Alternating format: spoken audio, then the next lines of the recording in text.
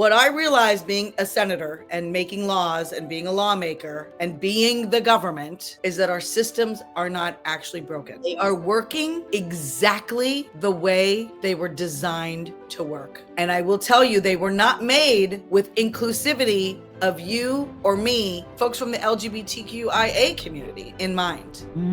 They were not made with the inclusive thought of women or folks of color or anything other than the status quo that's like that little small box. That's it. This system, we always call it broken, and I want to caution you and like help educate your viewers. And if you think about who made the system, it was like rich white dudes, property owners, landowners, right? So like, look, everything is designed around them keeping what they have. Mona Das is on a mission to dismantle barriers, drive systemic change, and amplify underrepresented voices. From pioneering environmental policies to empowering women of color in leadership, she champions equity, sustainability, and bold action. Through storytelling, advocacy, and mentorship, Mona inspires others to use their voice and their choice to challenge the status quo and create lasting impact in their communities and beyond. Yeah, you better. Cause you want this, I want this. Everybody in this world should have it. Stop illusions, it's in your hands. Show yourself, reveal it to them. Yeah, you better. Take the time to recognize it. You won't leave me even if you tried it. You're the artist, I'm the mess, and happily be found the new in your hands. What's up, everybody? Welcome to another episode of Unlimited with Elisabeth Carson. Today, you guys, I'm so excited because me and this beautiful, amazing woman have been trying to freaking get this interview done for months. So today is the day, guys, that I get to sit down with the Mona Das. Welcome to my show, Senator Mona Das. I know. We finally. So excited. Yes, I know. We finally got this done. It's just you've been traveling a lot. I've been traveling a lot. Yep. I think you just got back from a cruise, didn't you? I did, yeah. Looked really, really amazing. It was great. How was that? Yeah. Awesome. So, Mona, let's dive deep with you. All right. I can't wait to like really dig into this interview because honestly, I don't do too much research on any of the people that I do interview, and I kind of take it through energy and just kind of see what comes up. Okay. And I feel like that's the most heart-led and heartfelt way of doing this. So, for people who don't know who the amazing Mona Das is, who are you? Where do you come from? What do you do? What's your story? Well, I was a senator for the state of Washington, and I was known as the single-use plastics warrior. So I'm very proud to say I passed 28 laws in 4 years, which is kind of unheard of. Wow. And my plastics legislation leads the nation in I banned plastic bags, I banned styrofoam, I banned all single-use plastics. And the thing that I'm like so proud of, not only did I do that for Washington State, but because our bills were so forward and so progressive and so sort of like heart-led, they've been adopted in, I think, 20 or 25 states. I've kind of lost track. So that's like legacy. For me, that's like the most coolest part is that like literally my work and the work of our team, which is, you know, obviously a large team that got those things passed, but have permeated through lots of different states. So it's been really fun to watch. Like I'll go to a new state, I'll be like, oh, look, they've got the bill. Yay. Oh man. That's like, you know, when I was introduced to you, they introduced me to you and they were like, this is the woman that's responsible for getting rid of plastic straws in Washington. I'm like, oh my God, let me talk to her. Yeah. I have to talk to you. How hard was that for you to be able to do something so substantial? You know, it takes a team. It's a team effort, right? There was many people that helped, different organizations, different leaders, different environmentalist organizations. One of the things that's really cool about the plastic bag bill, which was like landmark legislation to get rid of something like that. It was a coalition of very unlikely bedfellows. It was the labor industry. It was the environmentalists, of course. It was the small grocery stores, the large grocery stores, and the chemical industry. So Wow. the fact that those 5 coalitions came together, and one of the things I'm most proud about those bills is they all had bipartisan support. So you'd think they would just be like Democratic led, Democratic voted, and in Washington we have a trifecta. So, anything that we really want to pass will pass because we have the House, the Senate, and the governorship, which we have had for years. But these bills also had bipartisan support. So there were actually many people from the Republican side that voted for these bills too, which to me just makes me so happy that it's, understood that it's universally good for all communities. Yes, And I'll tell you exactly. what, you're excited about plastic straws. I'm excited about styrofoam. I hate styrofoam. Like, I hate it. And so yes, the plastic bag ban was like the thing that I'm most known for, but I'll tell you what, the styrofoam one was the most meaningful. I just hate it. And we banned first in the nation the styrofoam coolers, the packing peanuts, the clamshells that you get like to go in, which was during it actually got implemented right before COVID. So though just having those things out of our ecosystem and that other states have followed now is just like, yay, just a really, it's hard. To go back to your original question, it's hard. It's really, really hard to get those things done and passed. You have to be tenacious. You have to really care deeply. You have to keep going. You have to have a broad coalition. All things that are life lessons, right? Like, don't try to do big things alone. Mhm. Having a big coalition of people and having others be a champion for it is how life works, right? It's a good life lesson as well. Absolutely. Yeah. I mean, it's just incredible the work that you've been able to do. Back in 2017, 2018, I was named like I broke records because I partnered with a political party, and I broke records for booking the most amount of campaign offices in the shortest amount of time in history. So I got in with a lot of politicians through that, and I got to be really good friends with one of them, rest in peace now, Senator Morris Hood, who resided over Detroit City. Uh-huh. So he told me that basically, I know everyone's heard about the Flint water crisis, but he was saying that Detroit was just as bad, if not worse, just being swept Really? under the rug. Yes. So we went on a whole thing for like 2 years, and we were having meetings in the Capitol and with different lobbyists. And I was trying to get other, organizations to support just whistleblowing the fact that this water is so bad. And we expect these inner city kids to thrive and graduate with honors, and they're getting poisoned with neurotoxins all day. You know what I'm Right. saying? So, but Wow. you know what I found, Mona? And this is what kind of really upset me about the system and the way it works. It was like after all of that time trying to get all of these people and the support, we had a meeting at a lobbying firm with lobbyists. It was 2 House reps and the Senator Morris. And we're trying to see what type of bill we can see if something can pass or whatever. But they sat down and they were like, this isn't going to work. You should come back in like a year or two. And I'm like, well, in a year or two, then people will be already failed and not graduated. So what do you mean by in a year or two? That, Mona, I was like, you know what? This is bullshit. Like, Yeah. so it kind of wrecked me. So how Yeah. do we even like?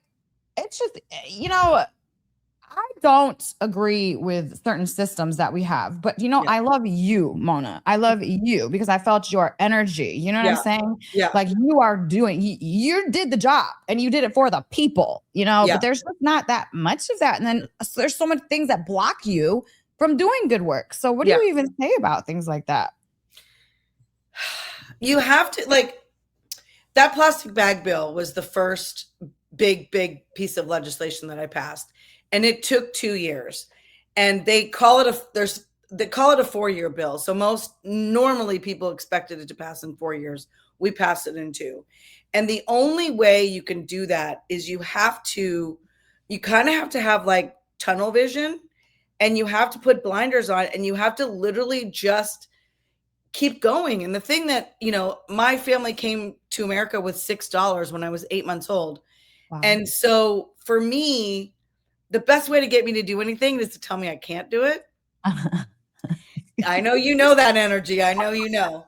And for me, it just was impossible. Like people were like, this is a freshman. She just started. She doesn't know anything. I didn't have any political experience at all. I went straight from zero political experience to being elected to the Senate. So it was like, it was a very quick, most people go through school board and city planning commissions and then city council, then the House of Representatives, then they get to be a senator. And I literally went straight.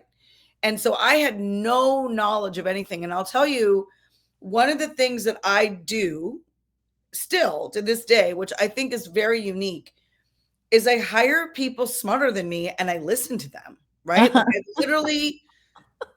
I'm like, I don't know what I'm doing. And so every day my chief of staff, who'd been in the Senate, she'd worked for another senator for 4 years. She knew how to get stuff done, right? So every morning I'd come in and I'd be like, okay, what do I need to do today? Like I would have her prepare me a to-do list. I didn't know what the hell I was doing, but she did. And so every day I would just literally do whatever she told me to do. And that is, I think that's the key to my success, is that I know what I don't know. I definitely know what I know, and I know what I'm good at. Mm-hmm.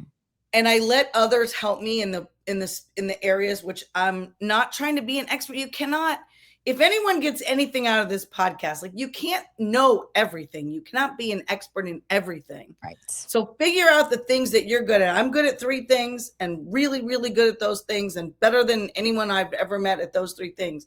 And that's what I do. I literally hire out the rest. And I don't try to pretend like I know everything, because that's just harmful. And it's harmful to your own success if you try to pretend like you know what you're doing when you actually have no clue. So as a freshman legislator, I literally listened. And you also have to know who to listen to, right? Because there are people who will give you really bad advice as well. Right. That is very, very true. That is super true. So knowing who to listen to, but then also trusting that they're trying to help you and that they know more than you do. So, that to me is a really key strength of mine. Mm-hmm. Yeah, no, that's beautiful advice. And it's so true. And you know what?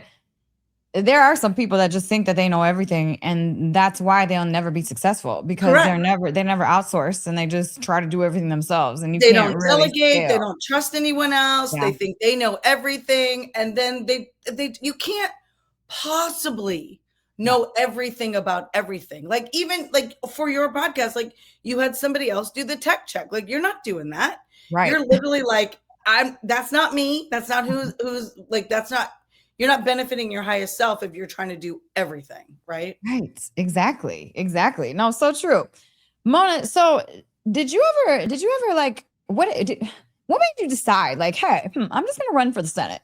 Where did that come from? Like, this is my favorite story to tell. I'm so glad you asked. So thanks. So my fun story is that I do my best thinking in the shower, like many. Uh-huh. And I was visiting my little brother, and I got out of the shower and I was like, I'm going to be a senator. And we were both like, what? Like, I'm so classically Indian. Half my family are doctors. The other half are engineers. So for me to literally be like, I'm going to be a senator. We just literally, Elisabeth, we just laughed. We just thought it was hilarious. And it's one of those ideas that you get that you just put on a shelf because it makes no sense. It causes that laugh. And so then this was that idea, though, that I kept on the shelf. And every once in a while, I'd bring it back down. I would look at it. It still didn't make any sense. I dust it off and like, nah, put it back on the shelf. And so this was that idea, though, that just kept kind of coming back and popcorning in. And then one day I was walking my dog, Cleveland, who, believe it or not, has more energy, more energy than me.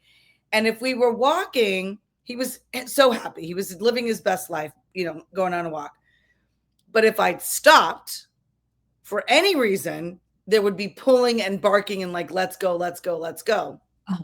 And one day I had just recently moved to Seattle, and I literally saw a sign. I saw a yard sign. Uh-huh. And it said, Pramila Jayapal for Senate. Uh-huh. And I knew 4 things by looking at that sign. I knew first that she was Indian. Uh-huh. I knew second that it was a woman. I knew Third, that it said Senate, which was my crazy dream from way back when. And most importantly, fourth, I knew if she could do it, I could do it. Yeah. Fuck yes. Okay. Right? And like, that's why I believe representation truly matters.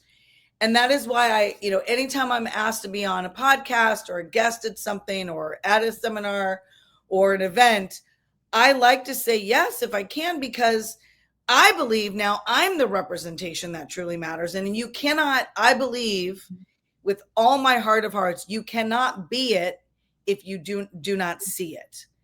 And so for somebody then to look at me, like if you close your eyes and you think of a politician, do you really look, you think one looks like me? No.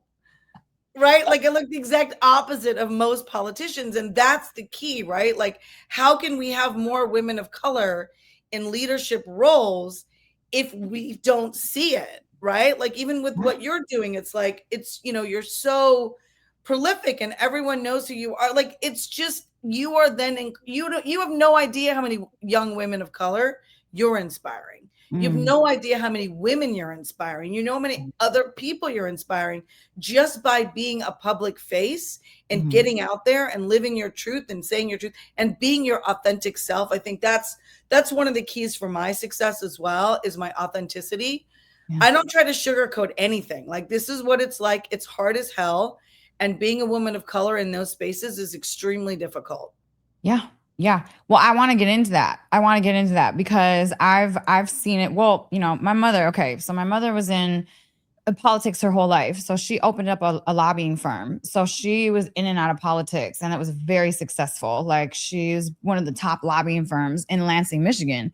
So, to hear the stories of how people would treat a woman in politics, and then she's been doing this for a long time. She is not retired and 78 years old. You know what I'm saying? So wow. Like, she was in it at the beginning when there was nobody. Like, it was no doubt. She said it was very, very difficult for her to be taken seriously for, anything, the respect, the guys would just kind of trash and hit on her all the time. And so how is that? Not only being a woman in politics, but being a woman of color in politics. I mean, what were some of the things you had to go through? It was so hard. Like, I remember my first week.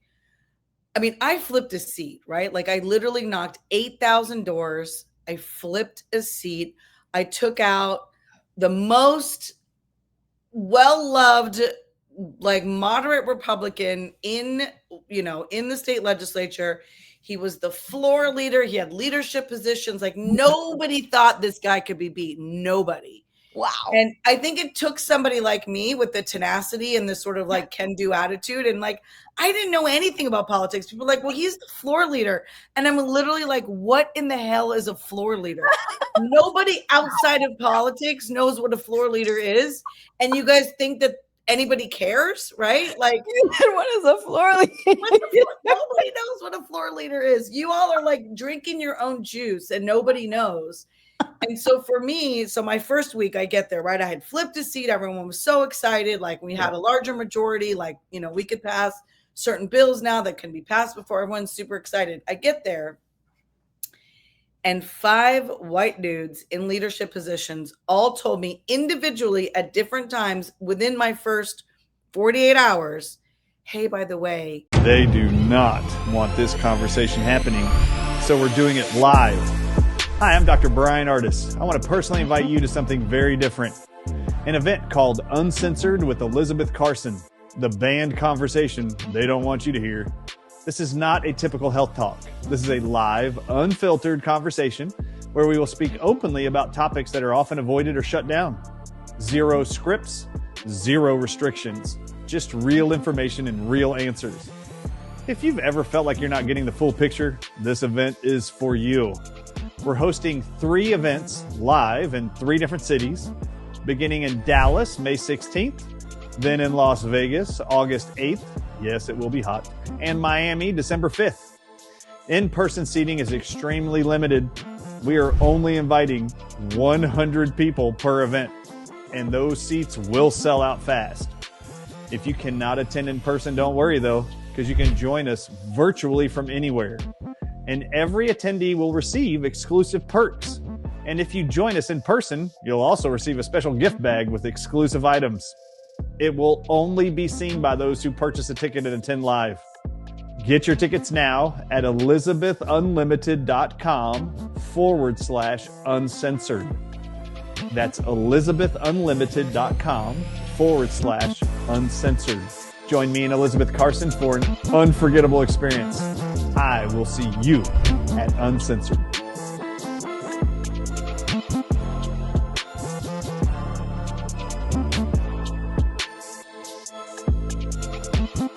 It's customary for first-year senators not to speak.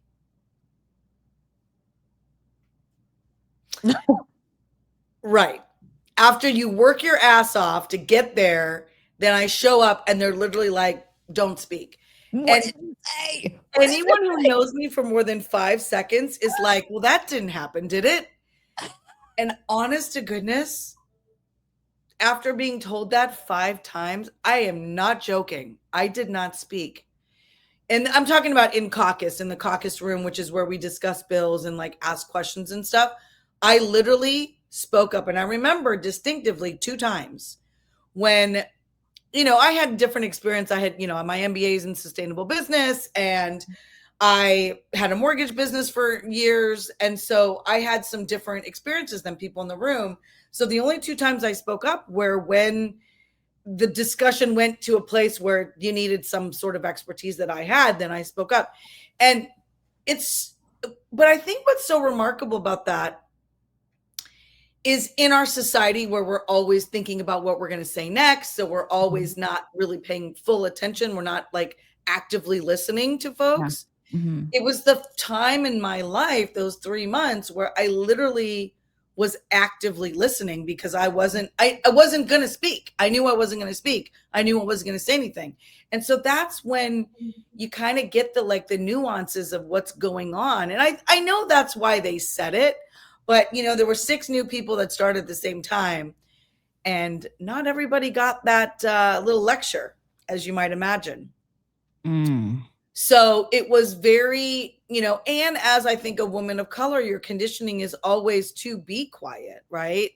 And so I really did. And so that's like when racism shows up, right? Like that's when sexism shows up. That's when the misogyny shows up. And if you do a little Googling on me, and you'll find that I did speak up after session was over. No one has ever listened to a little girl from India before, right? Nothing I've ever said has been in the newspaper before. So I was at an event. You'll love this story. And they were like, well, what was it really like? And apparently, according to the AP reporter, I spent 6 minutes and 49 seconds talking about what it was really like behind those closed doors. And I called my Senate Democratic colleagues racist, sexist, misogynistic, and full of hate.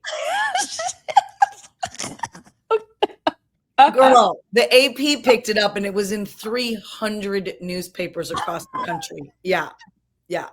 Did you? What happened the next time you saw them?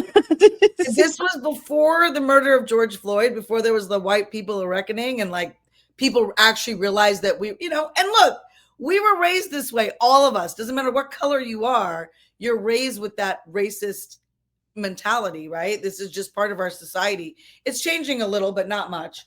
And I think we've gone a little backwards, but so I think that it was, no one had ever done that. Apparently no one had ever done that before. No one had ever said those words out loud. And it was a really big awakening for folks, and a big reckoning. And yeah, it was uncomfortable. I mean, I'll tell you what, I'm a divorced woman, and that was the loneliest I've ever felt in my life, because all of my allies, like even the other folks of color, were literally like, what are you saying? What are you doing? And they would support me like privately, call me and be like, I can't believe you, but not publicly. I get no public support for that. Wow, that is very interesting to me. It's really lonely. And it's those people that we speak up, right? Like the ones that say the things that no one will say. Mm-hmm. It's lonely. It's lonely. Yeah. If you think about throughout history, like the people who have like said the thing, and then it's better for the next person to say it, and the next person to say it, and then the next person after that. I have no regrets. Like, if you ask me if I have any regrets about that, the answer is absolutely not. I stood by my convictions. They wanted to censure me, which means like I couldn't speak. They were calling for my resignation, like all of these things. And I just held my head high. I did not apologize. They wanted me to apologize. I mean, NPR came to my campaign office and like interviewed me. Like it was. I don't have any regrets though. Somebody has to say the things out loud, right? Like, and here's the thing about electing people that aren't the people that have been elected for the last umpteen years since the beginning of time, is that you get people like me that aren't afraid to speak up, and you get people like me that notice what's happening and will call it out. And that's what makes democracy, right? Like, that's why I still work to elect other women of color. I still work to elect the people that aren't going to promote the status quo. See, that's why I love that. I love that about you, because to be honest, that's why I feel like that system is so freaking broken, because it's so full of old systemized thought patterns. Yeah. And it's like, you don't even know what's happening in real life anymore. All you know is your little political box that you live in. You don't even know what's going on with the people out here that are actually suffering. You know, they stay here. So that little insight is so interesting to me, because you're so right. You know, you're a change maker, Mona. So they don't like change makers. I mean, look at what they did to Dr. Daniel Amen, you know, for coming out with SPECT scans. I'm a psychiatrist and I think we should look at our brains, but no, the entire industry turned on him, but finally has come back around. And now they just gave him like an honorary something like last year. But do you see how, like, you have to be the change maker to make the change, but you get so much resistance. Correct. Because it's like nobody wants it, freaks everyone out. Like, oh my God, they don't even know what to do. That's why they try to shut you down. And so I just respect you so much, because we're not shut down, you know? And I respect that, because as much hate as you get, you know what I'm saying? It's like you didn't let that bring you down. You stood in your truth, and there's not many. I mean, it definitely, let me just be clear, like, it was a dark time in my life for sure. I did a lot of crying. I did a lot of soul searching. At one point I was going to apologize, and then finally I was like, no, what am I apologizing for? Calling out the racism that exists in these spaces. And you said something about the system being broken, and I'm going to blow your mind here. What I realized being a senator and making laws and being a lawmaker and being the government is that our systems are not actually broken. They are working exactly the way they were designed to work.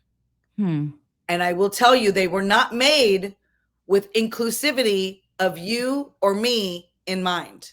They were not made with the inclusive thought of women or folks of color or anything other than the status quo. That's like that little small box. That's it. It was not made in mind for the folks from the LGBTQIA community. Not made in mind with folks that, you know, young women of color or folks of color. Not made in mind. So the system, we always call it broken. And I want to caution you and like help educate your viewers. The systems aren't broken. They are literally working exactly the way they were designed to work. And if you think about who made the system, it was like rich white dudes, property owners, landowners, right? So like, look, everything is designed around them keeping what they have. And if you think about what's happening now in recent history, like, that's what's happening, right? Like, how do we keep mine, that mine attitude, which you know, and I think that's a very big difference. You're either I or you're we. You're one or the other, right? Like, you either think about collective community or you always think about me. And I think that's playing out in today's current society. Yeah. And it's hard to watch, right? It's hard to watch. Yeah, it is. And thank you so much for pointing that out. I'm definitely going to make that distinction, because you're right. You're right. You're so right. It's not the system. It's the people running the system. And it's the system needs to be broken in half and recreated. because the original system is not broken, but it's not made for everybody. Correct. I like that. Thank you. I'm going to definitely make that distinction because that is definitely, that makes so much more sense. Yeah. And it does. It makes you feel like you're not crazy, right? It's like, the reason why it's so hard for people that look like me and you to get ahead is because it literally is harder. It's harder for us to do that. I don't know. In grad school, we did this exercise. It was called the privilege walk. I don't know if you've ever heard of it. You can Google it. It's like everybody starts in a line and then you start asking questions like, have you ever gone hungry? Have you ever skipped a meal because your family couldn't afford it? Then you take a step forward. And then like you get to this thing and it's like all these different questions, right? Like, are your parents divorced? Take a step forward. Are your parents, you know, whatever, like all these different questions about your childhood. And I've done this thing twice. And both times it was like a mixed group of people. And I always thought like I grew up with a lot of privilege. Like, yeah, we did come here with nothing, but, you know, very quickly, my father, you know, we were fine. Like we were like, you know, solidly middle class, right? So we weren't worried about skipping meals or things like that. And so I've always thought like, oh, I grew up with a lot of privilege. Every time I do this walk, I'm in the middle. And it's always the Caucasian males that are literally in the front of the room. I mean, there was one time where I did this exercise, Elisabeth, and we were in a room that was very big and the Caucasian males couldn't go any further. They just literally kept hitting the wall. They couldn't step forward anymore. And that just shows you what kind of privilege is just baked into our society, because from the founding fathers, I mean, look, they were fathers, right? We're not talking about fathering, you know, founding mothers or founding women, right?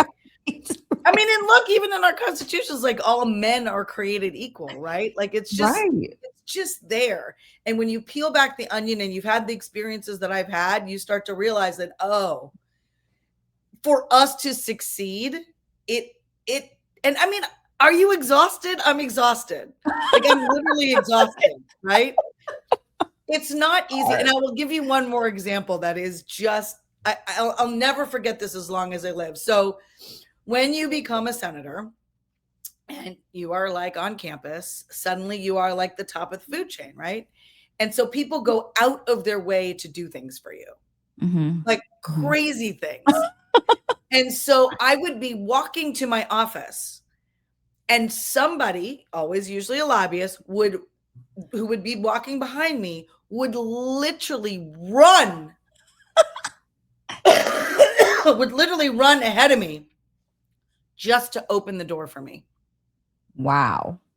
Just so I didn't have to open the door. And years later, when I was retelling the story to somebody, it made me realize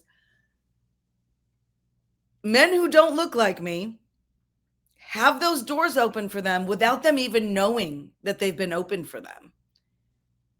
Wow. And if you think about, like, here I was now, Senator Mona Das, which didn't change who I was. Like, it didn't make it, like, everyone would call me senator. I'm like, please don't call me senator. Like, I like my name. Call me Mona. And it was like literally people were removing obstacles for me. Yeah. And so, honest to God, Elisabeth, I literally was like, oh, this is what it's like to be a white dude. Wow. Wow. This is deep. Damn. And for the first time in my life, I was like, oh, I get it. Like, I get it. Like, I understand what it's like to have obstacles, literally doors being opened for me, right? And they don't even see it. They don't even see it. They don't even notice. Because it's their whole life. Have you heard this thing where, like, if you're walking and there's a, you know, white dude and you're walking here, if you don't move out of their way, they will hit you. Because they're so used to people moving out of their way. Mona, oh my God. It's hilarious that you say that, because I tested this. I tested this in the airport because I was bored one day. I'm like, you know what? Let's just see. Do you know that every single white colored skin person ran into me? Yep.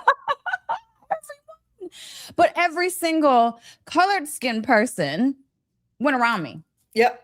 I was like, oh my God, this is what it is. It's real. And I'm little, I'm like 5'1", so I've never tested it because I'm like, I will just get knocked over. But like I for did real, it's real. almost. It's like actually real. And so that's like when you start to realize how much privilege someone has that's unearned. Let's be clear, it's unearned privilege. And it's unacknowledged because they don't even know it's happening because they're just everything's been given to them. And yeah, it's just interesting. So yeah, our systems aren't broken. They are they just need to be. They need to be broken. Our systems need to be broken so that we can rebuild them in a better way. Geez, correct, in a more equitable way, right? Yes. Like this, our country is a melting pot, and I think what makes our country great is the immigrants, is the different thought, is the different perspectives, is the different cultures. That's what makes our country great. And the fact that we're trying to literally like strip all of that out is, well, A, it's not going to work. And B, that's what makes us our, my dad came here, like I said, with $6. The man has 38 patents, right? Like how, like as an inventor, like, you know what I mean? It's just like, how do you, I don't know anyone else whose father has 38 patents or who has 38 patents. Like it's unreal, unheard of. And so, yeah. So I didn't tell you the best part of my original story though, which I'm going to go back to because you're going to love it. So I get to Olympia as our state capital. And because we were, there were 6 new of us senators that time. And my last name starts with D. I got to pick the office first because it went alphabetical. And so we're walking around, me and my chief of staff, and we're like, okay, which office? We go look at all of them. And there was one office that was the smallest out of all of them. But our capital in Washington is like Washington, D.C., where there's a dome in the middle, Senate on the right, House on the left. It's very much like that. And exactly, it's like a replica, just smaller. And so there was one office that had a view of that dome, like a perfect view, like you're right in front of it. And I remember thinking like, there's going to be really hard days. I know there's going to be hard days here. And I want a reminder, my district had 148 languages spoken in it. Wow. So there were little Elisabeths and little Monas in my district, right? Yeah. Ones whose parents weren't citizens, ones whose voices still needed to be heard. And so I knew we were going to be fighting for them, and I knew it was going to be really hard. And so we picked that office.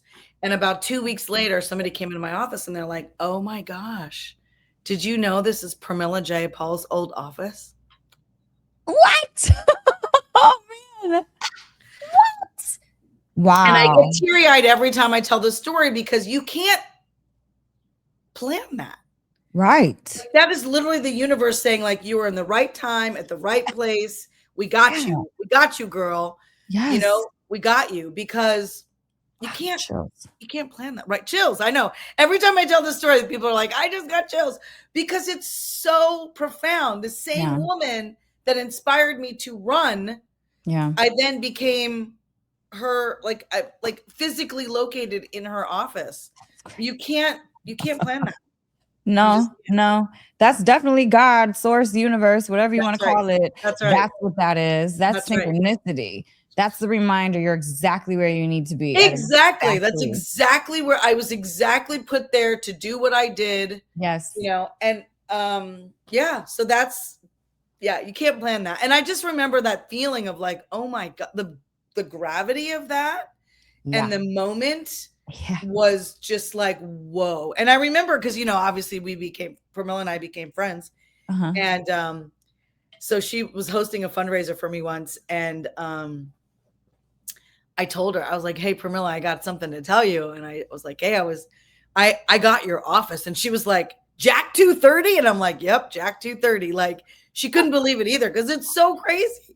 Out of all the offices I got to pick. Yeah.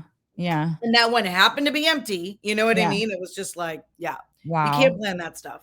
No, you can't. Something that's so incredible. And I love hearing stories like this because I tell people a lot of the time to look out for things because don't miss that. It's a Yeah. sign and signal from God's source universe that is telling you like good job. It's like a pat on your back. You know what I'm Yeah. saying?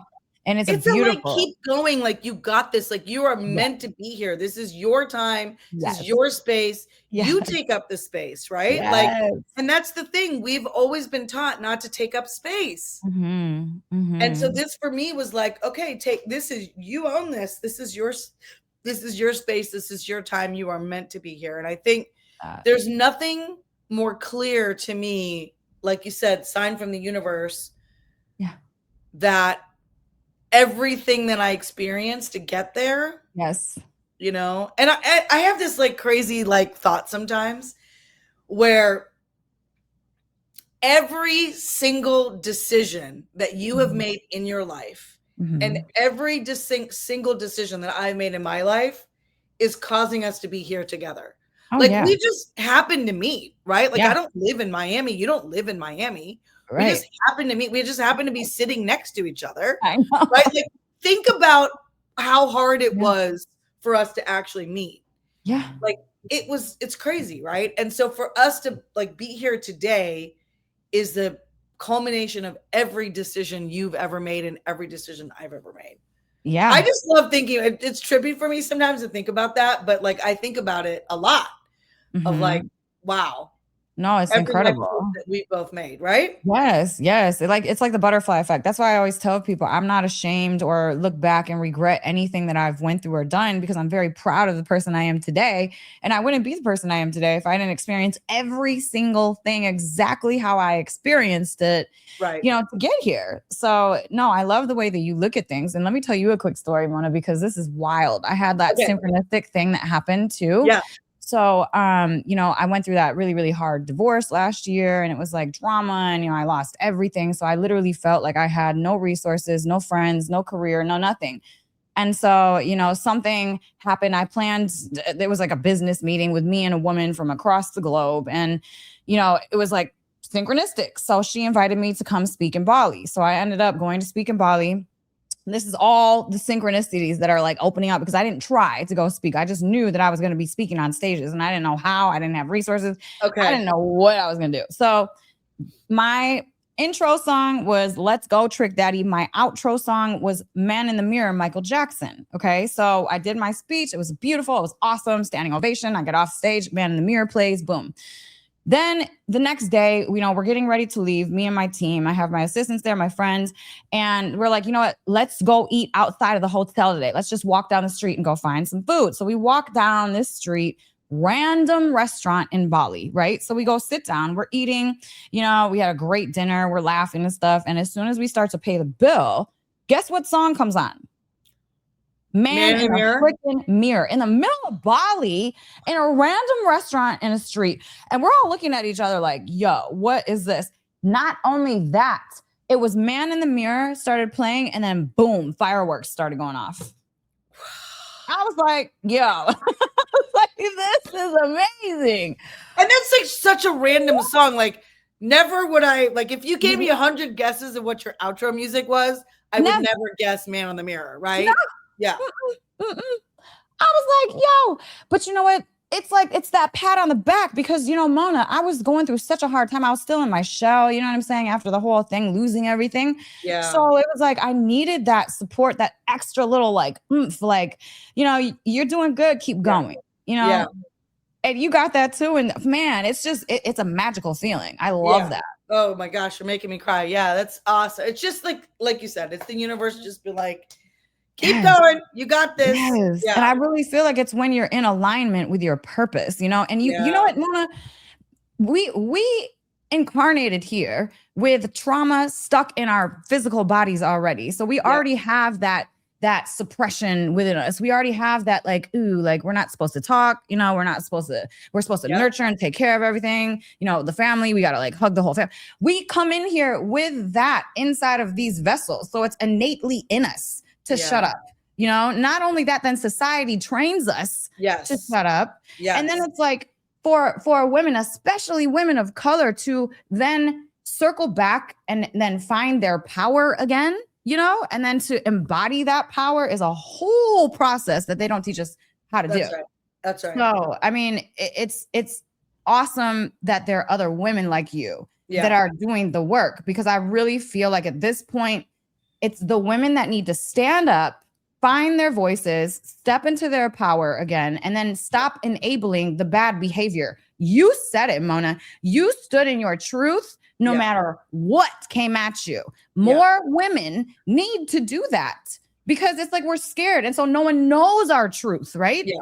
But now all of a sudden you have news stations interviewing you, because why? You said something that was like, oh my God, oh. But it's probably something that's been happening for years. Since the dawn of time. Sure, absolutely. Yeah. You just had the balls to stand up and say something, you know, because you found your voice, you found your power. If more women did that, I promise you the world would change. But I think that's where we have to support them, right? Because the problem is that there aren't the role models out there, right? Because the minute that you do that, speak up, you're now aggressive. You're not assertive, you're aggressive, right? The negative connotations. I mean, if you even look at what's happening in the current administration, who's getting fired? It's all the women. Ugh. It's all the women who are getting fired, right? It's just like, what about the men? And so it's really hard to watch. And it's women like you, and it's women like me, and it's women like other women who are able to stand up and be their authentic self and speak truth to power and be rooted in who they are and what they want to do. There needs to be more role models, period. And that's the problem, is because a woman does, you know, a woman can be assertive and then they get smacked down and then they just go retreat back into their shell, right? Yeah. Yeah. And so I think, yes, absolutely. And that's why more conversations like this need to happen, because women need to see examples of what that looks like to be rooted in your power and to do crazy stuff, right? Like, who thought a little girl from India, like I've been talking about this as like a future book title, $6 to senator. Like, how do you go from $6 to becoming a senator? Like, it's my story is actually impossible. It's really impossible. Yeah. And one of the other things I'm super proud of, I was born in a state of India called Bihar. And I am the first person to ever be elected to state or federal office from Bihar in the United States. Wow. Ever. Yeah. History. Yeah. Wow. That is amazing. Yeah. Damn. You know, it's so interesting how this stuff works, because why did that random thought come into your mind when you were taking a shower that day?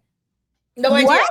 No idea. Literally, it was like God. A download from the shower. It was like, you know, and I love this quote. I've heard Oprah say this. The reason that we do our best thinking in the shower is because it's complete sensory deprivation. Typically you're showering by yourself. You don't have spouses, kids, animals in the bathroom with you. Mm-hmm. And if you think about this noise of the shower, it's completely deafening, and it's like sensory deprivation. So it allows your mind to be clear and open. And this is why, because I tell this story, this is my signature story that I tell every time I say, like, who does their best thinking in the shower. There's always majority of the people head nodding and hand raising, because it's a thing, right? It's like really a thing. And that's why it's literally that sensory deprivation. And once I heard that, and of course it was Oprah that said, I was like, oh, got it. That makes more sense. And yeah, I don't even know where that thought came from. I have no idea. Because I've never ever thought about politics before. Right. You know, we weren't a very political family. We were immigrants, right? We're just trying to get by. Yeah. Yeah. And so, yeah. Well, you know what? It's like that your mom was so involved politically. I had no idea. We've never even talked about that before. I know. And that's why I've met so many different politicians. And to be honest, like, I really really started. I liked you a lot when I first met you because I'm like, she doesn't act like the normal politician. I love Right. that. Right. I was Yeah. like, that's amazing because it's going to take more people like you, Mona, Yeah. to really make the real Yeah. changes, the actual, civilians that are day to day. Like we live in this world. You know what I'm saying? We don't live above it. We are in it. Right. We don't have those people running and opening doors for us every day.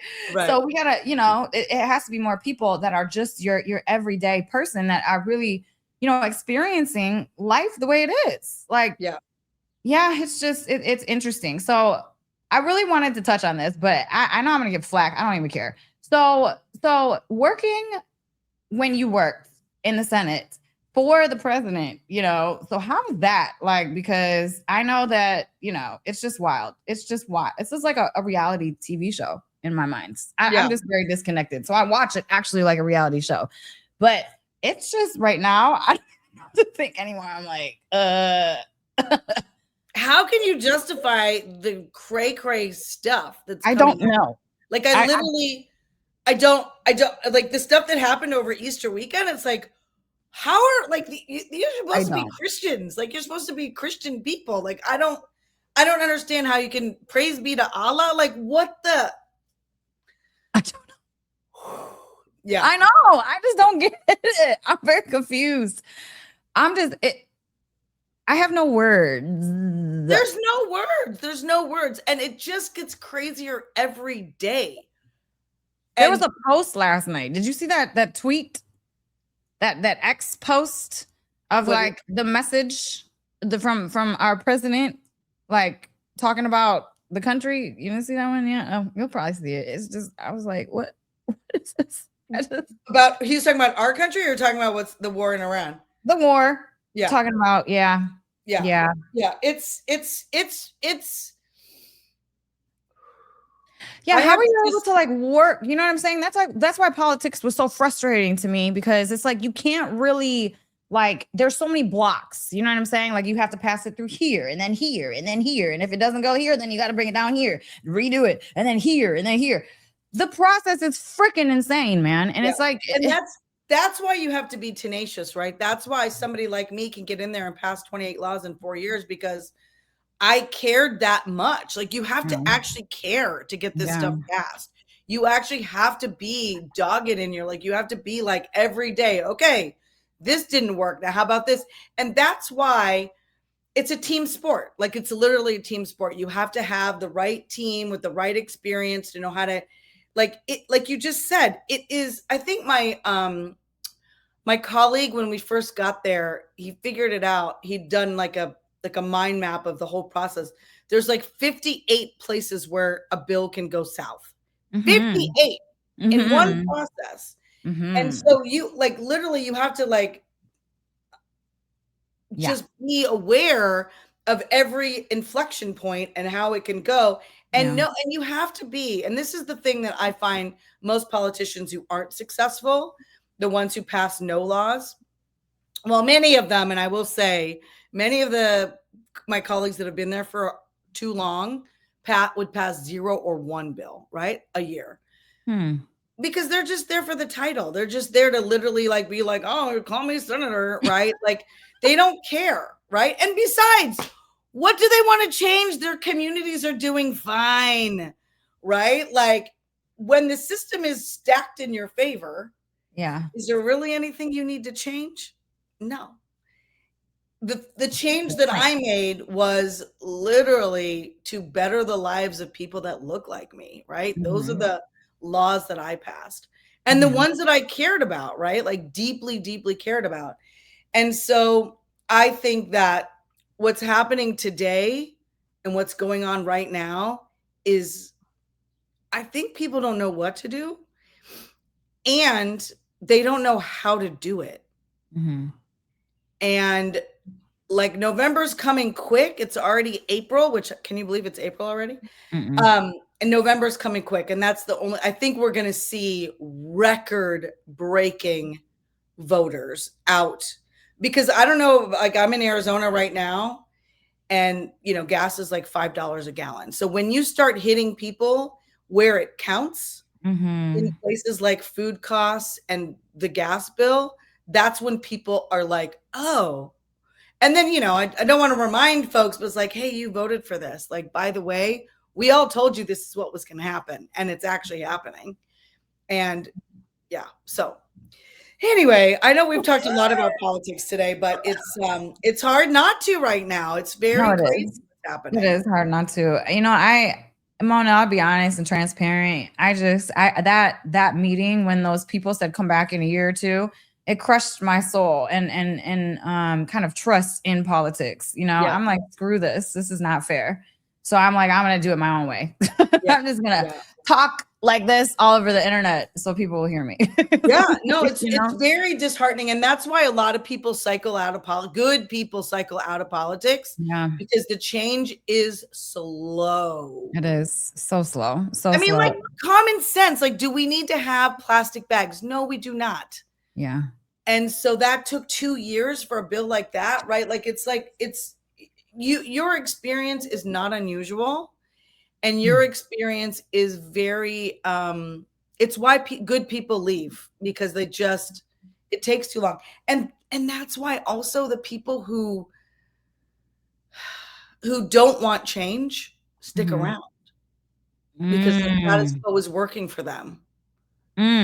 Right? Right. And all they're doing is fighting the status quo. Right. Yeah. Man, this was such an educational talk, and I'm gonna literally blast this everywhere because people got to know what's really going on here. Yeah, I think it's just a lot of people don't quite understand fully, and maybe just I honestly I gave up on it a long time. Like that meeting, I gave up on it. I'm like, screw it, I'm just gonna do it my own way. But I really think after discussing this with you, Mona, I'm kind of seeing it from the other way. There is a way, but it's just so difficult with all of the cards stacked against, people like us. Yeah. But I'm going to tell you something. I'm going to give you a, off the hook pass. Keep doing what you're doing, because not everyone is built for everything, right? Going back to, stick to what you're good at and stick to what you know. Like what you're doing is important, and what you're doing is needed, and what you're doing is meaningful. And so don't feel like you have to boil the ocean. Like, to get back into politics, and maybe that's something that you do in the future, but don't feel like you have to do it now. Just keep doing what you're doing, keep speaking truth to power, keep bringing powerful guests on here, keep changing people's perspectives and minds. Like, that's your zone of genius, and there's no reason for you to stop doing that. So do it in your own way with the knowledge. Like, I'm very much a firm believer is we do the best we can with what we know. And when you know more, you can do more and you can do better. Yes. And that's what you're doing, right? Like, every guest you bring on is teaching you, showing you, helping you, educating you, and you them, right? Like, it's an equal exchange of ideas and resources and thoughts. And so it's an equal exchange. So don't feel like you have to now jump back into politics. Just keep doing what you're doing. It's important. It's meaningful. It's special. And uniquely you. Like, only you can do that, right? Yes. Thank you, Mona. You're doing, girl. You're doing good, girl. Thank you, Mona. I love you. Thank you so much. Awesome. So, Mona, where can people find you? What do you have? What does your year look like? What are you working on? How can people support you? Well, and I think this is what we talked about when we met last year. So I have been spending a lot of time and resource since I left office, helping getting women elected. And what I realized is, while that's awesome and great and needed, change is slow. And so I have found a group of women that I know that can do change and impact quicker. And because I'm such a prolific fundraiser and I love to raise money, I came up with a really big goal last year. I want to raise $1 billion with a B to support women entrepreneurs. So women who are doing deep impact in the world. And women entrepreneurs who are making differences, not only in their community, but also globally, doing things like what you're doing, right? Like getting your voice out there, getting other people's voices out there, helping raise their platforms. And there are so many women that I know that are doing great with their businesses. They're making deep impact. And I don't know if you know this statistic, but women get less than 2% of the funding. less than 2% of all funding for investors goes to women. Wow. Right. So what does that look like if women start getting funded? What does that look like? And what are the men making right now? Apps. You give a man an app and they're making apps. I mean, you give a man money and they're making apps. Do we need any more apps? Like, I think we're apped out. I think we got all the apps we could possibly need, right? And so for me, it's like when you give a woman money, I see that they make deep impact. Like, that's what I see. And so that's what I'm working on. I'm raising money now. And like really looking forward to helping women get their voices, their impact, their business ideas, their solutions to the problems that they're experiencing. Yeah. And so, we have our grant applications on our website already. So it's monadas.org, and that's the best way to get a hold of me. Amazing, Mona. Well, you are literally like a light of freaking fire that is just literally like burning down this freaking trail, of just amazingness. I love it so much. Thank you for the important work that you do, Mona. It's incredibly impactful. I mean, holy crap. Like, wow. You've impacted millions of lives for the better. So, I mean, that's not something that everybody can say. So my friend did that now. I know her. Well, no, I appreciate the work that you do so much, Mona. And thank you for even, giving me just a little bit of insight into what that political arena really looks like and helping me to kind of, have a better understanding of things. And just, keep on doing what you're doing. Oh my gosh. Like any way that I can help support, you have that over here. And then all of my people, I know they're going to love you. So make sure you guys check out Mona at monadas. You said .org, monadas.org. Yeah, .org. Yeah. Gotcha. Okay, guys, that will be in the description.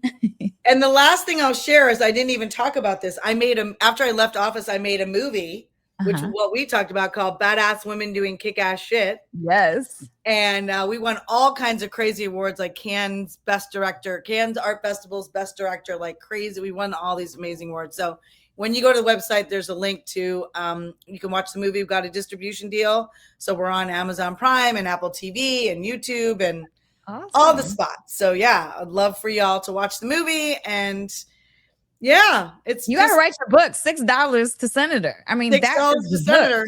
All right. Seriously. That's going to be so good. So good. Okay, Mona. Well, thank you so much for spending this time. I'm so glad that we finally got to do this because I've been looking forward to it. So thank you. Thank you so much. And like I said, all the links will be in the description, guys. And you have my support at any time you need it. So thank you. You're the best. I'm so happy we got to do this. You're awesome. You're awesome. Awesome. Thank you. No, we just had that connection right when we met. It was just like instant, right? I know. No, we did. And then we were dying laughing. Girl, you had me like dying laughing at the bed. I was like, oh my goodness, she's great. It was awesome. No, and definitely divine intervention. So I'm so glad and honored that we got to meet in person, Mona. Me too. Awesome. All right, guys. Well, that was another episode of Unlimited with Elisabeth Carson and Mona Das. Yeah, Mona Das. Until next time.